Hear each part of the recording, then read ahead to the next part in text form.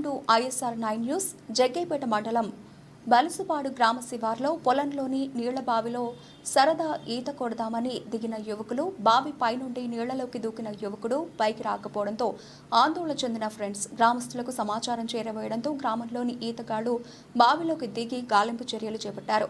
యువకులు బలుసుపాడు గ్రామంలో స్నేహితులు ఉన్నారని, ముచ్చింతాల గ్రామం నుండి 4 యువకులు తన ఫ్రెండ్ కోసం బలుసుపాడు గ్రామానికి వచ్చి సరదా కోసం వెళ్లారని గ్రామస్తులు చెబుతున్న సమాచారం.